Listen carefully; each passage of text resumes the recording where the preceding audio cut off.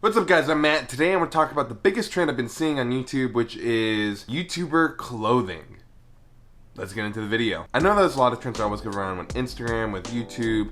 It's kind of everything right now, and I think it's really cool to see different styles popping up that might not have done it otherwise. In some cases I feel that Instagram is almost pushing fashion in a weird direction where everything needs to be quick, fast, and very all about the brand because you have a photo, you want a logo popping through. But to me, honestly, the biggest trend I've seen when it comes to any type of social media is actually YouTuber clothing. Now, what do I mean by YouTuber clothing really? Do I just mean the clothes that they're wearing?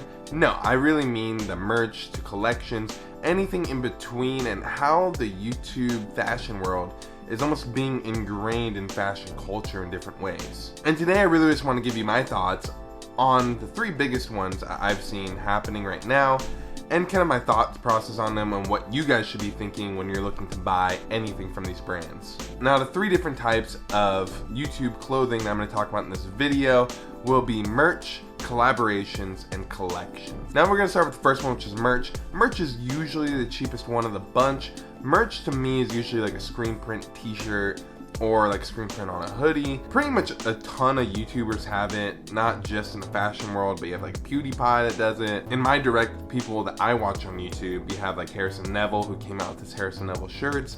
You have Locust and Wild Honey, who's coming out with his own shirt that I think looks super cool. But really, like, this isn't a collection, this isn't a collaboration with anybody. This is just their own merch that they're dropping, probably gonna go for $20 to $30.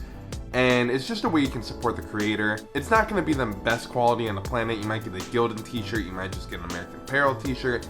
Not going to be the best quality overall, but what you are doing simply is just you want to support the creator. You want a logo that says, hey, I support this creator, and that's why I want it. Or maybe you just really love the design on it, which by all means, buy it.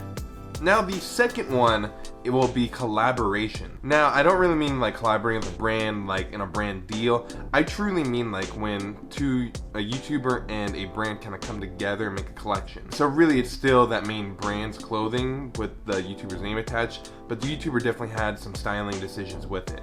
The big two on my mind when I think about that is definitely Alex Costa with Nordstrom, and then even One Dapper Street with Nordstrom. Now, bigger one of the two to me was definitely BP and Alex Costa. With BP and Alex Costa, it was announced with another female YouTuber who does fashion, but obviously since I'm more of a male fashion oriented, I tend to only care about the male side of things with that. And I don't think I've seen any collaboration that big before with stuff. I've seen that, you see Fear of God with Paxson, with Essentials, you see Mr. Completely and Paxson.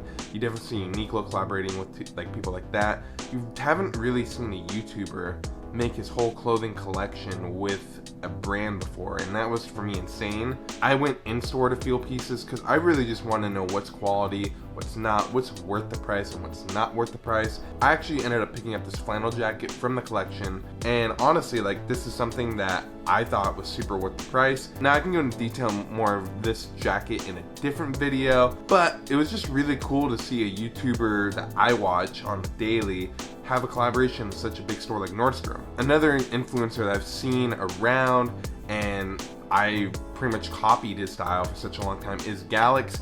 He just got a deal with Jaded, and honestly that style really fits him well. It's what he's been wearing, it's what he's been doing, and I think that's a big thing with the collaborations when you're doing it with different brands, is you just want to make sure that they make sense. It wouldn't really make sense if Alex Costa did something with Paxson. It wouldn't make sense if Galax did something same along the lines of Alex Costa with Nordstrom. They're very much in different lanes, and they stuck to those lanes. Nordstrom is definitely more of the menswear side. Jaded was definitely more contemporary and with oversized suits, and that's something that I see Galax for a lot.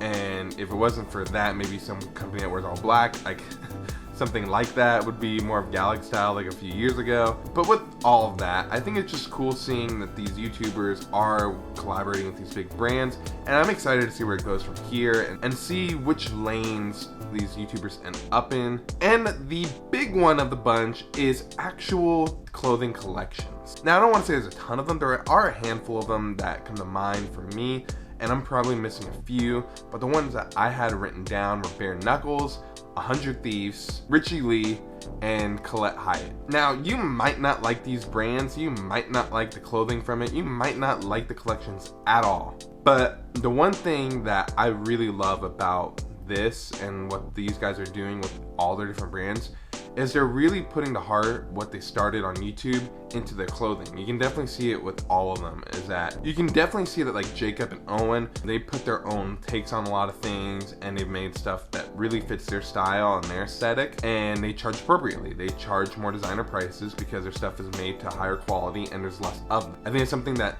it's not YouTube merch at that point. It really is a clothing collection. They are designers at that point. They're designing their own clothes. If you look at all the wool sweaters that Bare Knuckles has been dropping, those are all super cool, super different, but really fits their aesthetic still. Whereas on the opposite end of the spectrum, you have like Richie Lee, where he's really catering more towards that cheaper crowd, kind of just trying to nail looks down, but still maintaining the quality at certain price points that they're at. And still, even when you look at his clothing collections, they still fit exactly what he's wearing on a day-to-day basis. And even when we go to the Nade shop with 100 Thieves, he really built that brand from the get-go as a streetwear company. Didn't start building it initially as an esports team or anything like that. It was really built upon being a streetwear brand first, and then an esports team second. That, you know, that might change in business direction over the years, but really, like, that's still to me the major thing with them.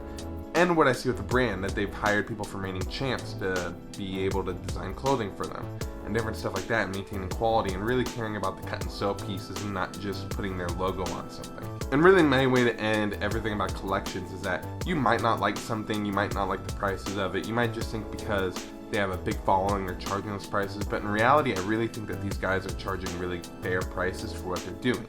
Oh, and even a big one I actually forgot about is actually Magnus. He also has his collections that he drops, and I'd say they're in between like a merch, and I would just say that they're more of a collection still than anything else. Still not my style personally, but there's still a ton of people that love it, and I have nothing against it. I think everything that these YouTubers are doing are perfect, and honestly, if I was in the same situation, I'd probably do the same thing as a lot of these guys are doing. And at the end of the day, I think that as long as these guys, I think at the end of the day, it really stems back to just having your own personal style with everything. And with these YouTuber clothing collections or merch collaborations, that they keep their heart. And I really feel that every YouTuber that I've named so far has really kept their heart in their collections and their collaborations and their merch. I have not seen any malice. I've not just seen them trying to make money off of it. I really see them doing it because they love what they're doing. And for me, I cannot do anything but support that. And ending, I just want to thank you guys for stopping by the video. If you're new here, please subscribe down below and hit that like button. It really helps out a small YouTuber like myself. And like I end every single video here, please like, comment, and subscribe, and I'll see you in the next video.